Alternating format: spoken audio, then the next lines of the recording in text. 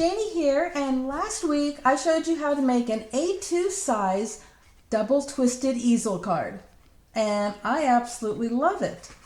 But this week I'm going to show you how to make a mini Slimline double twisted easel card, and it is just as awesome but a different size. For this card, I'm going to be using Prima Marketing Aquarelle Dreams paper and ephemera, and I'll have links to these below in the description box. Okay, so a mini Slimline card is 6 inches by 3.5 inches. So this piece of cardstock is 6 inches by 7 inches, and I'm going to score it right down the middle at 3.5 inches, and that will give me the size for a Slimline card.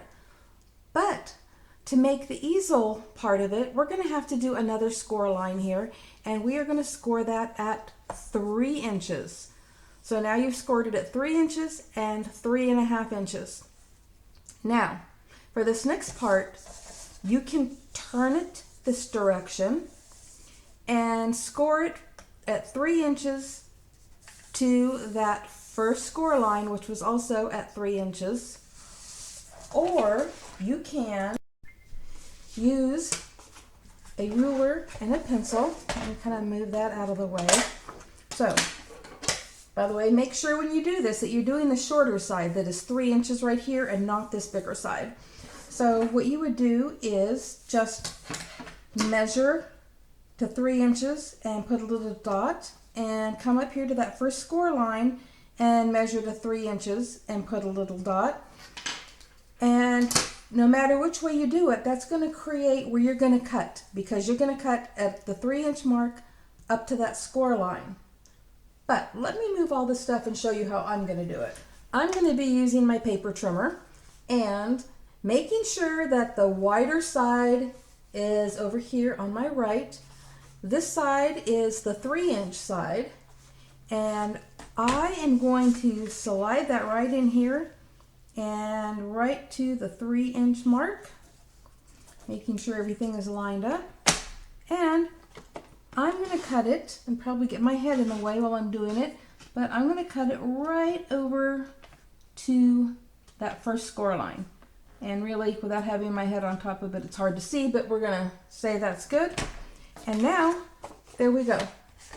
Now we have a 3-inch square and a 3-inch square, which is just what we need. Next, we need to score from that corner down to that corner, and again from that corner down to that corner. So from the inside top corner to the outside bottom corner on each side, because we're going to fold it.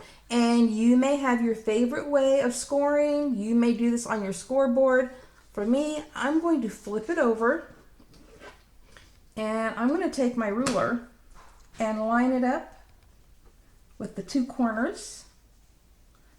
And this one's in my way. Let me get underneath here so I can grab this and lift it up. There we go. Okay, from that corner to that corner. And I am just going to fold that up like so. And I actually didn't get it to the corner really good, but that's not a problem. Just work it over so that it folds up right, not over that score line, but right up to that score line. Okay? And just fold it down like that. I'm going to do the same thing on this side. So right up there to right down there. And every time I move this ruler, it moves from the top too. Okay. There we go. I just fold it up like that. And then I'm going to fold it over just like on the other side. You want it to go right below that fold, right below that score line. So let me lift it up closer so you can see that it goes right below it. You don't want to go over it. You want to go just right underneath that on both sides. And that's what it's going to look like. And then we're going to turn it over. We're going to start from this score line, and that is going to be a mountain fold. Okay. And then the next score line, where we just did our folds, that is going to be a valley fold. So let me move those out of the way there. And that's what it's going to look like. So we have a mountain fold and a valley fold. And we have these that are both mountain folds, even though me doing it from the back side made it look like a valley fold. This is what it's going to look like from the top. And that is what's going to create the easels on this card. So now let's move on to the next.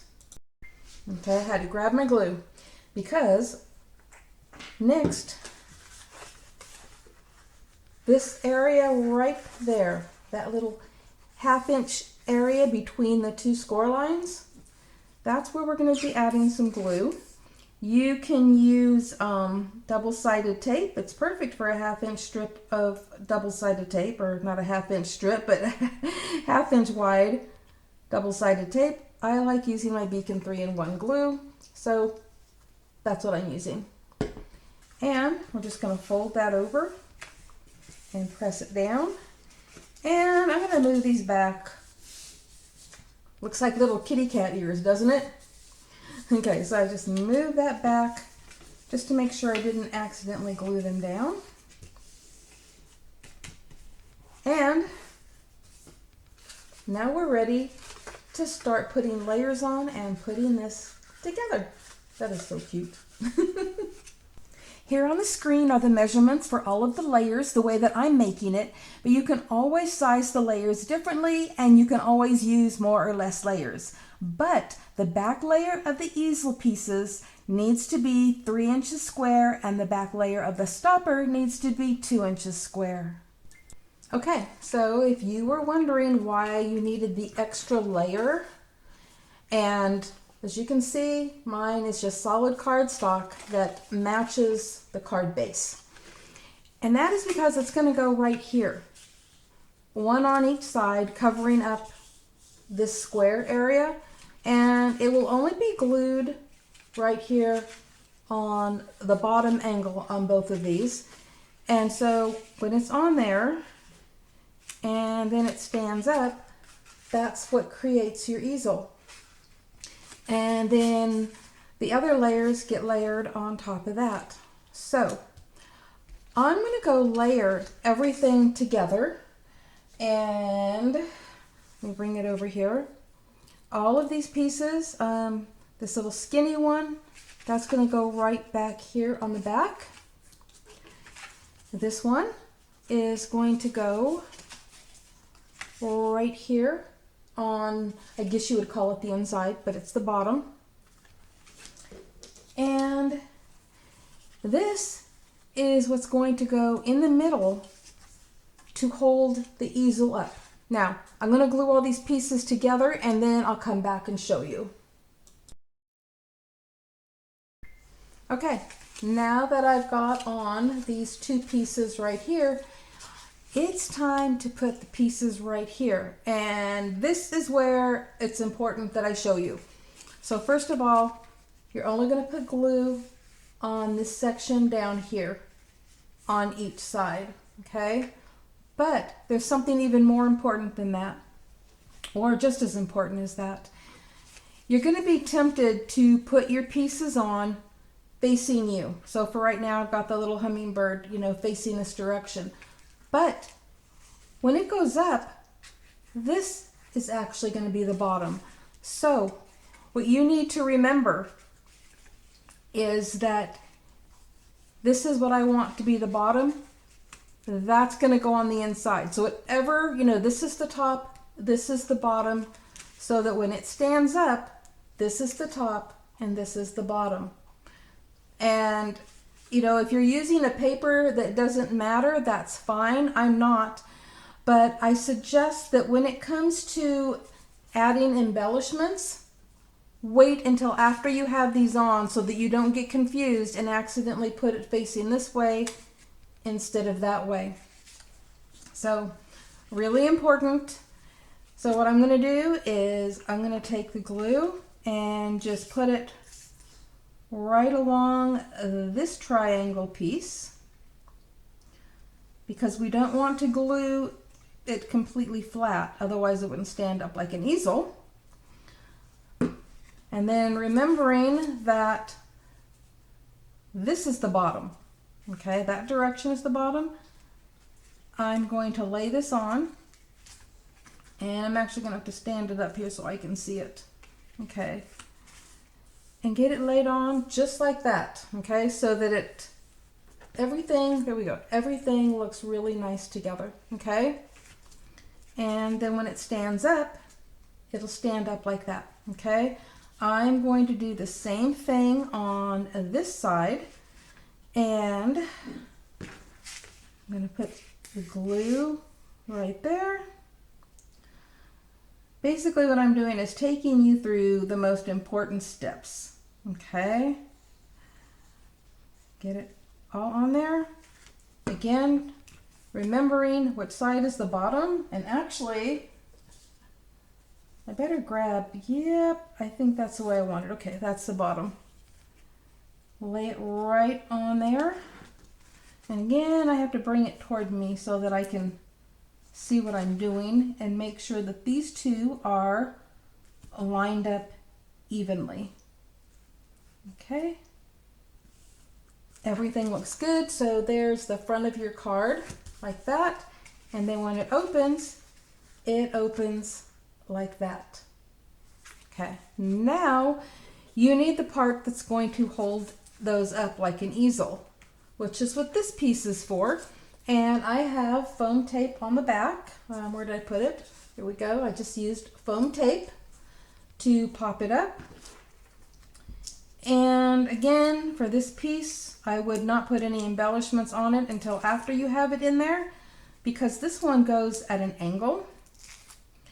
And I'm going to add a little bit of my beacon.